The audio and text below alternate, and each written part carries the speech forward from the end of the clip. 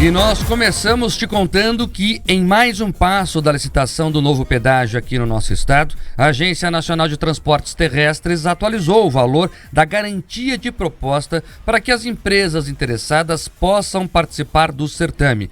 A quantia passou de R$ 83,8 milhões para R$ 95 milhões. O valor de garantia é o mínimo que as concessionárias têm que garantir para serem consideradas aptas a disputar o leilão previsto para ocorrer no dia 25 de agosto na Bolsa de Valores em São Paulo. É uma quantia que os licitantes devem apresentar como forma de assegurar o cumprimento de suas obrigações caso sejam vencedoras da licitação. Essa garantia também é conhecida como caução. A iniciativa prevista no edital também acaba sendo uma forma de segurança da agência, impedindo que empresas ou concessionárias que não tenham a capacidade de fazer as obras ou de manter as rodovias participem dessa licitação. De acordo com a NTT, o valor de garantia da proposta do lote 1 passou de R$ 83 milhões e 800 mil do que tinha sido inicialmente divulgado, então, para 95 milhões. De acordo com a agência, a correção foi feita por conta da variação da inflação. A garantia da proposta poderá ser prestada pelas empresas interessadas em dinheiro, títulos da dívida pública, seguro-garantia ou fiança bancária. Além da garantia da proposta, as concessionárias também precisam comprovar por meio de balanço patrimonial que possuem um patrimônio líquido de R$ 700 milhões. Esse valor inicialmente previsto era de R$ 618 milhões, então também foi reajustado. O lote 1 tem 473 quilômetros de rodovias. Abrange ali as ligações entre Curitiba e Guarapuava, Guarapuava a Ponta Grossa, além da região metropolitana. São trechos das BRs 277, 373, 376 e também 476. E das PRs 418, 423 e 427. Em conversa com a produção do Jornal da Manhã, o Marcelo Cardoso Fonseca, que é o superintendente de concessão da infraestrutura da NTT, destacou que a nova concessão do Paraná voltou então a reforçar que ela deve servir como modelo para projetos semelhantes no país. A NTT avalia a concessão do Paraná, o lote 1, o lote 2 e os demais lotes que virão, como sendo um modelo de bastante sucesso, um modelo que traz uma grande robustez em termos de investimentos, que supre as necessidades apontadas pelos estudos de viabilidade e também nas audiências públicas realizadas, como um modelo que deve ser estendido a outros processos e futuramente já há uma sinalização do Ministério dos Transportes que esse modelo deverá ser replicado, a começar pelo próprio critério de leilão. Esse será o primeiro projeto da NTT no seu desenvolvimento mais recente, que trará o mecanismo de deságios ilimitados sobre a tarifa de pedágio com uma contrapartida de recursos vinculados para dar aquele lastro, aquela segurança necessária para a sustentabilidade econômico-financeira desse projeto. E vem se consolidando, então, como um modelo a ser estendido para os demais casos das concessões rodoviárias federais.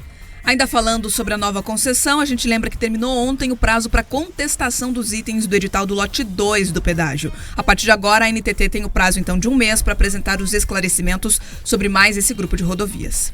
Vamos lá, por que essa caução, esse seguro usuário, que é o nome oficial, mas é uma caução, é importante?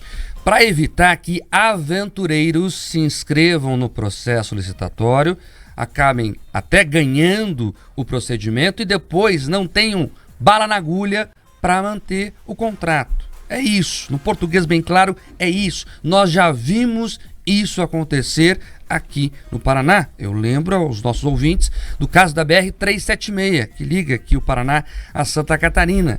Foi feita uma grande licitação, na época um grupo assumiu a concessão da estrada, não conseguiu manter, alegou dificuldades, deixou a concessão e o procedimento teve que ser refeito.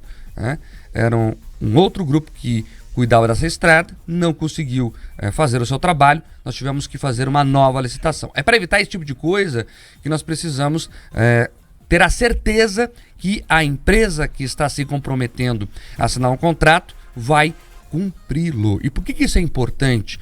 Porque nós estamos entregando a essas empresas questões estratégicas do nosso estado. Estamos falando aqui de corredores de vidas e de riquezas.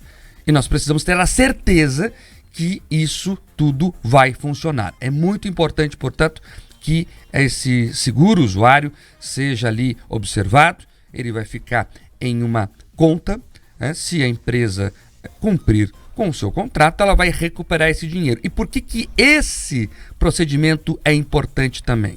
Porque o que estava em discussão no começo era se seria essa espécie de calção, esse seguro usuário, ou se seria a famosa outorga. Outorga é quando a empresa paga ao Estado, né, um dinheiro lá que não volta. Ou seja, é um imposto disfarçado. A empresa, para assumir a concessão, paga lá um tanto para o Estado. Esse dinheiro vai para o cofre do Estado, e aí você sabe bem o que acontece, né? A gente nunca entende direito como é que ele é gasto, como é que os serviços são prestados depois pelo Estado com esse dinheiro. Nesse caso, isso não irá acontecer porque a empresa vai deixar depositado dinheiro e vai reavê-lo quando entregar a obra. Então isso não vai para o cálculo da tarifa. E é essa jogada, pelo menos a promessa desse novo modelo. Então, como a empresa não vai gastar esse dinheiro, é um seguro, né, ela não vai poder colocar isso no cálculo da tarifa. Isso tende a baixar um pouco a tarifa, pelo menos essa é a promessa do governo federal e do governo do estado nesse novo modelo. E para terminar aqui, trazer uma novidade de bastidor, já adiantando até o próximo lote. Deve haver ali, Bia, Pedroso, ouvintes, uma inversão a partir de agora, né? Tá resolvido o lote 1 e 2, seria o 3, mas o 3 vai ficar um pouquinho para depois. O governo do estado vai fazer força para colocar o lote 6 como o próximo deste cronograma, o lote 6, que é lá da região sudoeste do Paraná. Eu sempre brinco aqui, imagina o Paraná com o DDD do telefone, né? 41, lote 1 é a região Curitiba, né? Lote 2, região Campos Gerais, lote 3, Londrina, lote 4, região de Maringá, lote 5, região oeste, e o lote 6 lá, região sudoeste, Pato Branco, Francisco Beltrão, aquela região ali. Então, se tudo der certo, de acordo com o governo do estado, deve ser a próxima a ser atendida pelo processo de pedágio no Paraná.